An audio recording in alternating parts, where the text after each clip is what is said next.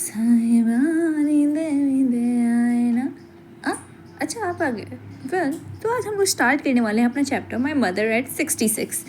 हाँ तो वेल ठीक है। अबाउट द पोइट देखते तो उसमें लिखा है कमला दास। तो कमला दास ने इस पोइट को लिखा और इन्होंने क्या लिखा कि she was born in Malabar Kerala में हुई थी इनका पैदा। ठीक है तो सी इज़ मतलब ये पैदा हुई थी sorry.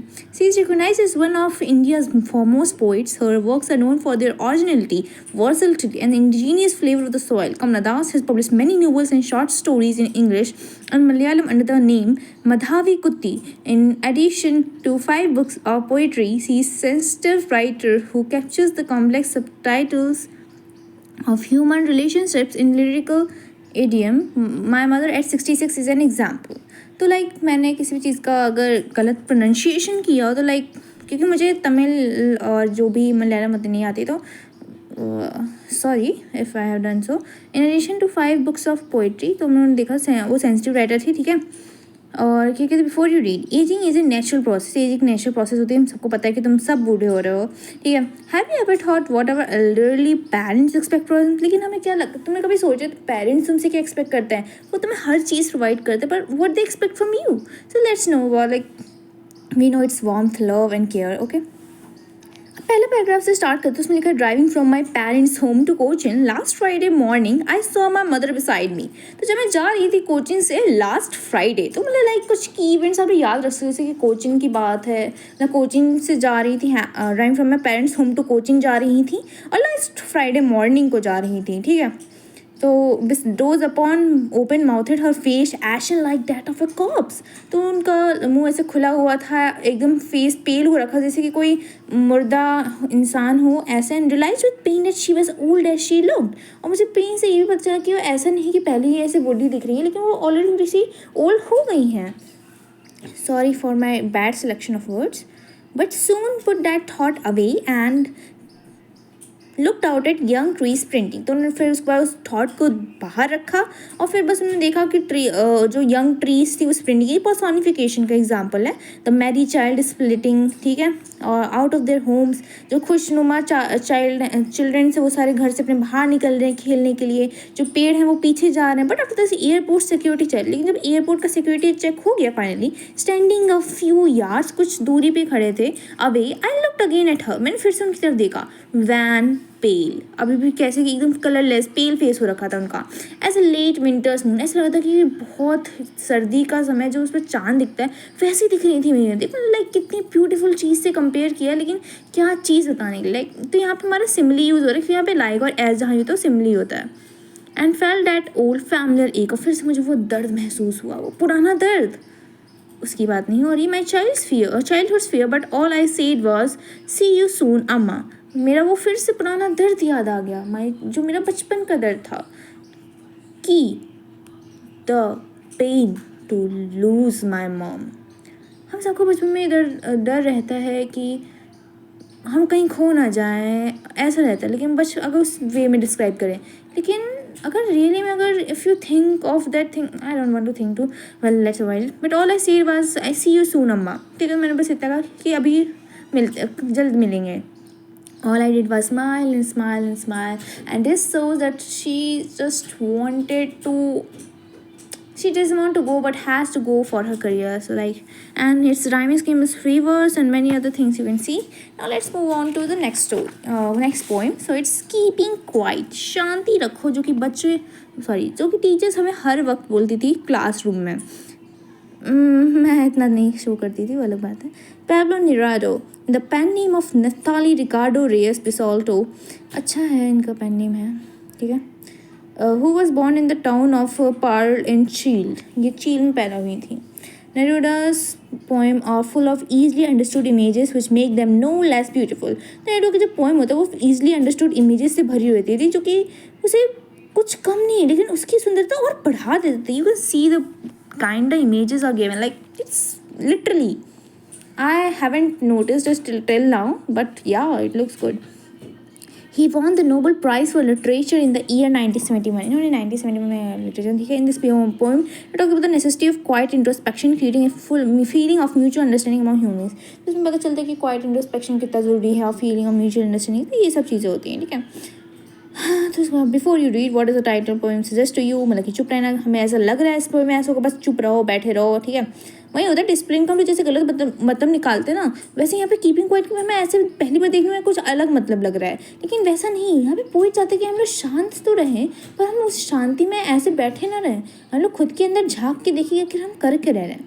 And this is very necessary, you know. This poem is like, I shouldn't waste your time, but yeah, you must that you are in class 12th and you should know about introspection, because अगर आप introspect नहीं करते हो ना, you can't value yourself. And what I should tell you do that कि ऐसे time पे करना जब ज़्यादा ही फ्री लग रहे हो, नहीं तो अगर तुम करोगे कभी कभी इंट्रोस्पेक्ट करने से ज़्यादा बुरा ही लगता है। तो now we will count up to 12 and we will all keep still. हम लोग 12 तक गिनेंगे और सब शांत हो जाएंगे। मुझे नहीं पता 12 ही क्यों, पर स्टिल ठीक है 12 and will all keep still for once on the face of earth. तो यहाँ पे हमारा एलिट्रेशन आ रहा है एफ, ठीक है। Let's not speak any language. एक बार हम लोग अर्थ पे कोई भी लैंग्वेज ना बोल के देखते हैं। लेट्स स्टॉप फॉर 1 सेकेंड, सिर्फ 1 सेकेंड के लिए रुक जाते हैं। Not move our arms so much, हम लोग अपने आर्म्स हो, यहाँ पे हाथ से मतलब नहीं, यहाँ पे मतलब है कि हम लोग जो वेपन्स है वो ज़्यादा मूव ना करें, लड़ाई झगड़ा ना करें, कोई लैंग्वेज ना बोले। It would be an exotic movement. ये बहुत ही एकदम मेमोरेबल मूवमेंट होगा, विदाउट रश, विदाउट इंजन, जहाँ पे कोई गाड़ी नहीं चल रही, कोई इंजन नहीं चल रहा होगा। We would all be together in a sudden strange, नहीं जो अचानक से शांति आई, हम सब उसके अंडर होंगे। Fisherman the cool sea would not harm whales, और जो फिशरमैन वो जो वेल्स उन्हें हार्म नहीं करेंगे, क्योंकि वेल्स भी हमें कुछ हार्म नहीं करती ना। लेकिन हम लोग उनसे वैल्यूबल प्रोडक्ट्स लेने के लिए क्या क्या करते हैं। अब now you will see that lipstick भी तो उससे बनती है, पर you could have other alternatives. In spite of finding this AI kind of things, you should find alternatives for saving the animals, and that's what my perspective. And the man gathering salt would look at his hurt hand, और जो नमक collect करने वाले हैं वो अपने hurt hands की तरफ देखेंगे। Well, English is subject. Whenever we study about this, we are just like too much thoughtful. So those who prepare green wars with gas, wars with fire, victory with no survivors, will put on clean clothes and walk about with their brothers in the shade doing nothing. तो ये जो भी green Wars करते हैं, war gas के साथ war करते हैं, फायर के साथ वॉर करते हैं, जहाँ पे कोई जीत ही नहीं पाते, क्योंकि वहाँ पे कोई जिंदा ही नहीं, मतलब विक्ट्री तो होती है ऐसा लगता है, लेकिन कोई सर्वाइवर ही नहीं होता। तो यहाँ पे क्या होता है, would put on clean clothes, वो भी अपना क्लीन क्लॉथ्स डालेंगे, and walk away with their brothers and in the shade doing nothing. तो वो भी क्या कहते हैं, लड़ाई झगड़ा किए बिना आराम से चलते हुए जाएंगे।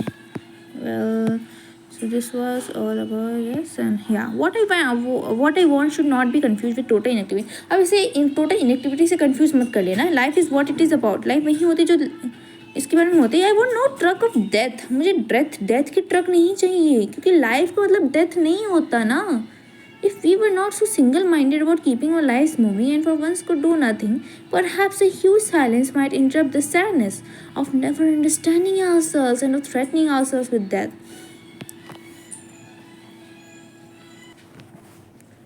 Life is what it is about. I want no truck of that. If we were not so single-minded about keeping our lives moving and for once could do nothing, perhaps a huge silence might interrupt the sadness of never understanding ourselves and was threatening ourselves with that. तो अगर हम लोग शांत रहते हैं तो हम लोग अपनी सैडनेस जो भी होते हैं, हम लोग खुद को धमकी देते हैं कि मर जाएंगे एंड ऑल, तो सबसे भी हमें मुक्ति मिलेगी, ठीक है। And threatening ourselves with death. Perhaps the earth can teach us as when everything seems dead and later proves to be alive. Now I will count up to 12 when you keep quiet and I will go. तो वहीं चाहते हैं कि poet की वो teacher की तरह से समझाते रहे तब तक ही हम सबसे शांत ना रहें, हम लोग खुद से भी शांत रहें। तो ये चीज़ है।